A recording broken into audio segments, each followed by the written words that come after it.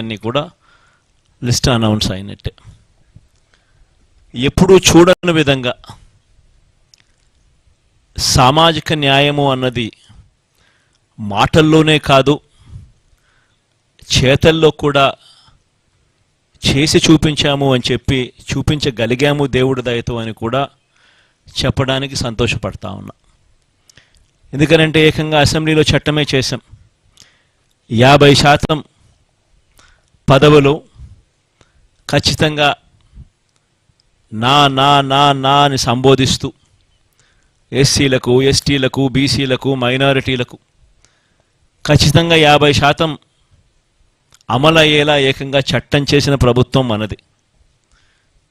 ఇది నామినేషన్ పదవుల్లోనూ, నామినేషన్పై ఇచ్చే కాంట్రాక్టుల్లోనూ చట్టం చేసి అమలు చేస్తూ ఉన్న విషయం. ఈ చట్టం కూడా మనమే అమలు చేశాం. దానిని స్ఫూర్తిగా తీసుకుంటూ ఈరోజు 50% అంటే 175 అసెంబ్లీ స్థానాలు, 25 ఎంపీ స్థానాలు రెండు కలిపితే 200 స్థానాలు అయితే, ఈ 200 స్థానాలకు గాను 100 స్థానాలు అంటే 50%, 50% ఎస్సీ, ఎస్టీ, బీసీ, మైనారిటీ నా నా నా అని పిలుచుకుంటూ 50% సీట్లు ఏకంగా వీరికే ఇవ్వగలగడం ఇది చరిత్రలో, ఆంధ్ర రాష్ట్ర హిస్టరీలో ఎప్పుడూ కూడా కని విని ఎరగని ఘట్టమని కూడా చెప్పడానికి చాలా సంతోషపడతా ఉన్నా. ఈరోజు ఒకసారి గమనించినట్లయితే ఏకంగా 59 స్థానాలు 200 స్థానాలకు గాను బీసీలకే కేటాయింపులు చేశాం. 175 అసెంబ్లీ స్థానాలకు 48 అసెంబ్లీ స్థానాలు, 25 ఎంపీ స్థానాలకు గాను బ్యాలెన్సు 11 స్థానాలు బీసీలకే కేటాయింపులు జరిగింది.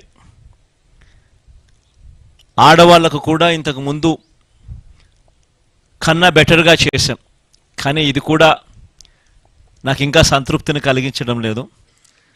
బహుశా నెక్స్ట్ ఎలక్షన్లకు వచ్చేసరికి దీనిని ఇంకా వేగంగా కూడా అడుగులు వేయించే కార్యక్రమం చేస్తూ ఉన్నాం.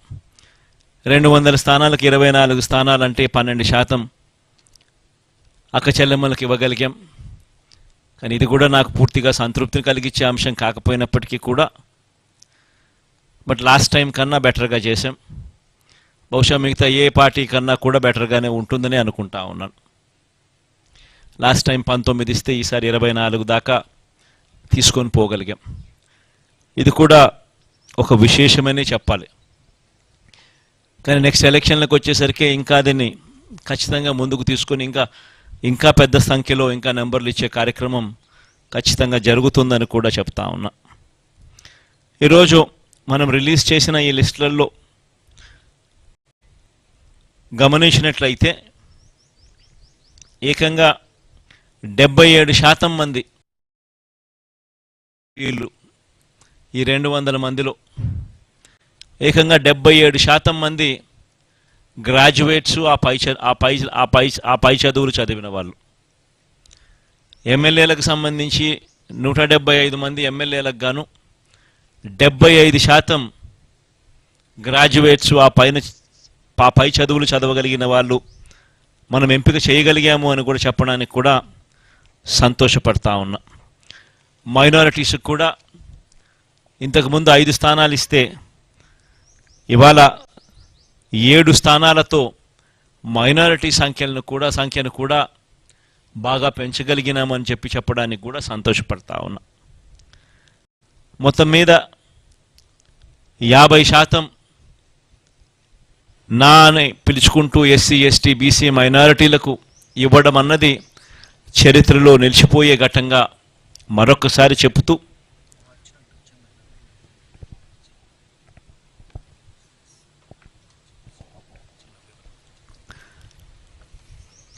అదొక చరిత్రలో నిలిచిపోయే ఘట్టమని కూడా చెబుతూ ఈ ఎన్నికల్లో దాదాపుగా 81 స్థానాలలో ఎమ్మెల్యేలను మార్పు జరిగింది. 18 ఎంపీ స్థానాలు కూడా మార్పు జరిగింది. అంటే దాదాపుగా 99 స్థానాలంటే దాదాపుగా దగ్గర 50% స్థానాలలో మార్పులు కూడా చేశాం. అంటే ఇది కూడా చరిత్రలో ఒక నిలిచిపోయే ఘట్టమే. ఎందుకంటే ఈ స్థాయిలో మార్పులు చేయగలిగిన ధైర్యం బహుశా ఎవరికి ఉండకపోవచ్చేమో. అది కూడా వైఎస్ఆర్ కాంగ్రెస్ పార్టీకి మాత్రమే ఆ ధైర్యం ఉందని కూడా